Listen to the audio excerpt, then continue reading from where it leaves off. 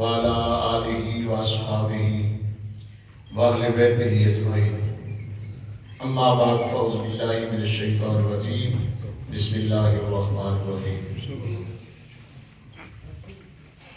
اما هذا فقد عصى ابا القاسم۔ حضرت ابو ہریرہ رضی اللہ تعالی عنہ سے روایت ہے، کل والے درس کا کچھ حصہ باقی تھا، بعد جماعت نماز کا حکم۔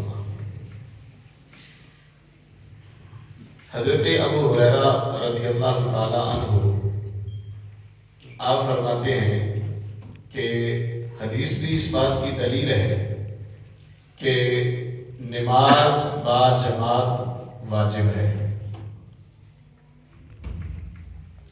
ابو شعثار رضی اللہ تعالیٰ عنہ روایت کرتے ہیں کہ ہم ابو ہریرہ رضی اللہ تعالیٰ عنہ کے ساتھ مسجد میں بیٹھے تھے، مؤذن نے اذان دی تو ایک شخص اٹھا اور جانے لگا۔ ابو ہریرہ رضی اللہ تعالیٰ عنہ اس کو دیکھتے رہے یہاں تک کہ وہ باہر چلا گیا۔ تب ابو ہریرہ رضی اللہ تعالیٰ عنہ نے کہا اما ھذا فقد عصى ابا القاسم، اس شخص نے نبی پاک صلی اللہ علیہ وسلم کی نافرمانی کی۔ اچھا، کیا اس کو نبی پاک نے بلایا تھا؟ جی نہیں۔ کیا رسول اللہ صلی اللہ علیہ وسلم نے اس کو کوئی کام کہا تھا، اس نے کیا نہیں تھا؟ ہوئی تو اذان، مسجد میں بندہ بیٹھا تھا، جب اذان ہوئی اذان سن کر اٹھا اور مسجد سے چلتا رہا۔ تو ابو ہریرہ رضی اللہ تعالی عنہ آپ نے فرمایا ان لوگوں کے سامنے کہ یہ جو بندہ مسجد سے اٹھ کر چلا گیا ہے نا، جس نے اذان سنی اور چلا گیا، اس نے حضور کی نافرمانی کی۔ آج تقریباً قاری صاحب نے 2 مرتبہ یہ آیت مبارکہ پڑھی، اطیعوا اللہ اطیعوا الرسول۔ اللہ کی اطاعت رسول کی اطاعت ہے، اور رسول کی اطاعت ہی اللہ کی اطاعت ہے۔ اللہ کی محبت، رسول کی محبت، اور رسول کی محبت اللہ پاک نے فرمایا وما رمیت اذ رمیت ولکن اللہ رمی۔ پیارے حبیب، یہ کنکریاں آپ نے نہیں پھینکی بلکہ میں رب نے پھینکی۔ معلوم ہوا کہ مصطفیٰ کا حکم خدا کا حکم ہے، بخدا خدا کا یہی ہے در، نہیں اور کوئی مفر محکم، جو یہاں نہیں تو وہاں نہیں، جو وہاں نہیں تو یہاں نہیں۔ حضور اسلام کے غلاموں، اللہ تبارک و تعالیٰ نے اپنے محبوب کریم صلی اللہ علیہ وسلم کی تابعداری کو اپنی تابعداری کہا، حضور کی نافرمانی کو اپنی نافرمانی کہا۔ اسی لیے تو ابو ہریرہ نے کہا کہ اس نے رسول کی نافرمانی کی ہے۔ اب اللہ پاک نے بھی فرما دیا کہ وَرْكَعُوا مَعَ الرَّاكِعِينَ، رکوع کرنے والوں کے ساتھ رکوع کرو، جماعت کے ساتھ نماز پڑھو۔ رسول اللہ نے بڑا سخت حکم فرما دیا۔ تو پھر بھی جو کلمہ پڑھنے والا ہے، اس کو اگر وہ نہ مانے، اس پہ عمل نہ کرے، تو اس نے کتنی ہستیوں کی نافرمانی کی؟ جی اشارہ سمجھ لیں، اللہ اور اس کے رسول کی نافرمانی کی۔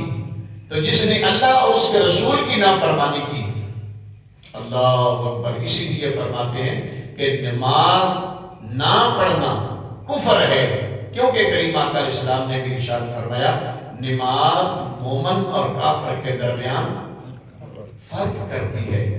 ہم نے جماعت کیا چھوڑی، ہم نے نماز ہی چھوڑ دی۔ اللہ اکبر۔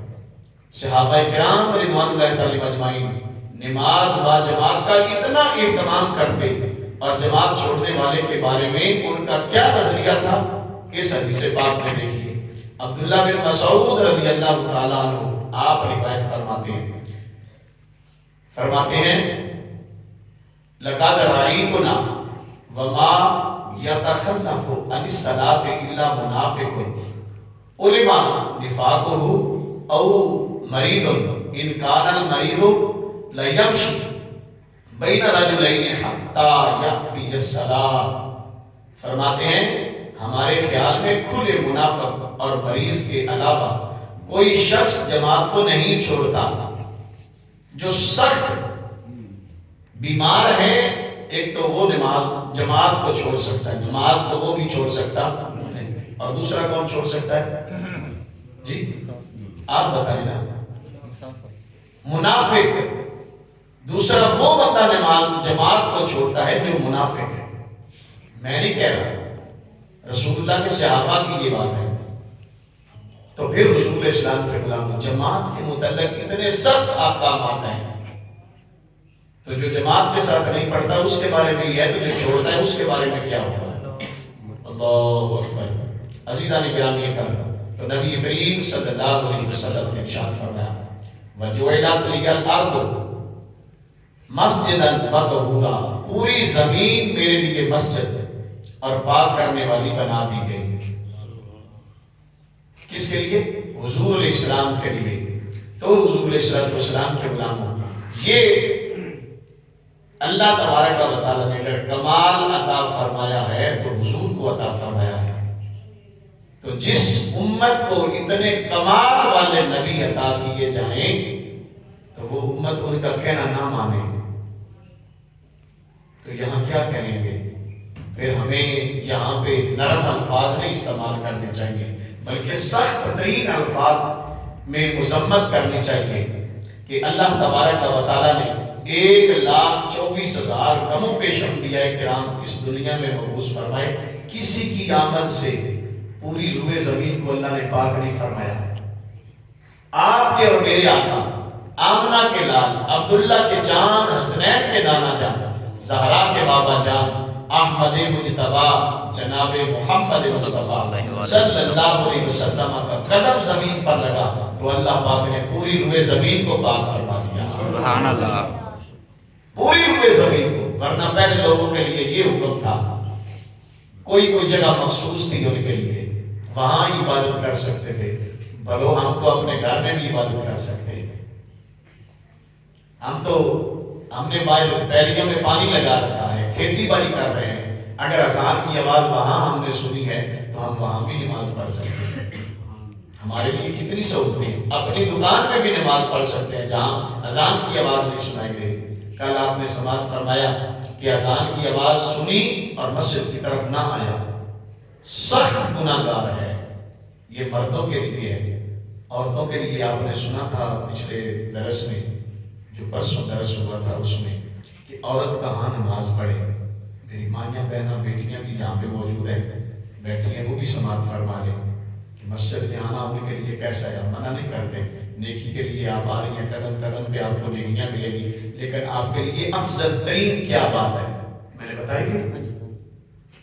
لیکن آپ میں سے کسی نے اپنے گھر میں یہ بات نہیں بتائی. کیوں نہیں بتائی؟ یہ آپ کے ذمہ بات ہے. بلغوا عنی ولو آیہ. اگر تمہارے پاس ایک آیت بھی پہنچی ہے تو وہ بھی تمہارے لیے فرض ہے کہ آگے پہنچاؤ.